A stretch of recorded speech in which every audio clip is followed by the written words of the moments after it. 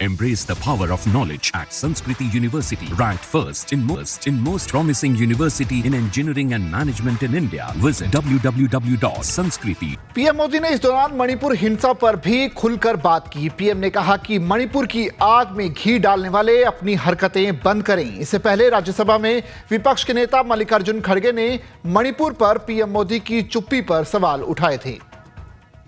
बोलने वाले व्यक्ति गरीबों के बारे में, महिलाओं के बारे में हमदर्दी है दिखाने वाले, मैं पूछता हूं साहब, मणिपुर 1 साल से जल रहा है। किस तरह महिलाओं और वहां के लोगों को तंग और तबाह करके घर बर्बाद किए जा रहे। एक दिन तो जाकर आप आए, मणिपुर को जाके आए। आप तो 14 विदेशों में फिरे, 14 देशों को गए, इलेक्शन में तो सैकड़ों भाषण किए, लेकिन मणिपुर में आपने क्यों नहीं गया? आप क्यों नहीं पहुंचे? मणिपुर के संबंध में मैंने पिछले सत्र में विस्तार से बात कही थी, लेकिन आज मैं फिर से एक बार दोहराना चाहता हूं। मणिपुर की स्थिति सामान्य करने के लिए सरकार निरंतर प्रयासरत है। वहां जो कुछ भी घटनाएं घटी, 11,000 से ज्यादा एफआईआर की गई है। मणिपुर छोटा सा राज्य है, 11,000 एफआईआर की गई है। 500 से ज्यादा लोग अरेस्ट हुए हैं। आदरणीय सभापति जी, इस बात को भी हमें स्वीकार करना होगा कि मणिपुर में लगातार हिंसा की घटनाएं कम होती जा रही है। इसका मतलब शांति का आशा रखना, शांति पे भरोसा करना संभव हो रहा है। आज मणिपुर के अधिकांश हिस्सों में आम दिनों की तरह स्कूल चल रहे हैं, कॉलेज चल रहे हैं, दफ्तर और दूसरे संस्थान खुले रहे हैं।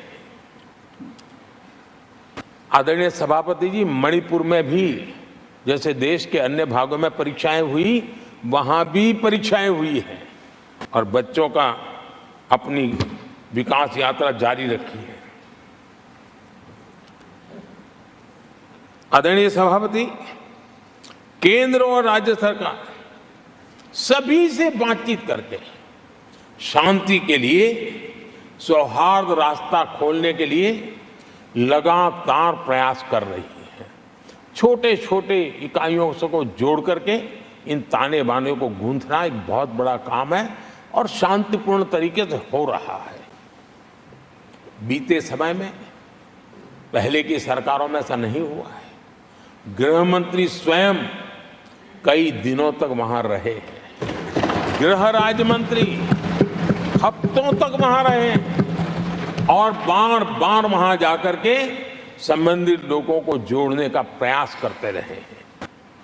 आदरणीय सभापति जी, पॉलिटिकल लीडरशिप तो है ही, लेकिन सरकार के सभी वरिष्ठ अधिकारी जिसका इन काम से संबंध है, वे लगातार वहां फिजिकल जाते हैं, लगातार वहां संपर्क में रहते हैं और समस्या के समाधान के लिए हर प्रकार से प्रयासों को बल दिया जा रहा है।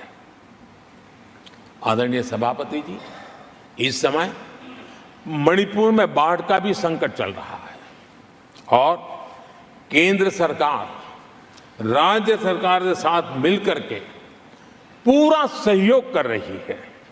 आज ही एनडीआरएफ की 2 टीमें वहां पहुंची है, यानी कि प्राकृतिक मुसीबत में भी केंद्र और राज्य मिलकर के मणिपुर की चिंता कर रहे हैं। आदरणीय सभापति जी, हम सभी को राजनीति से ऊपर उठ करके वहां की स्थिति को सामान्य बनाने में सहयोग करना चाहिए। ये हम सबका कर्तव्य है।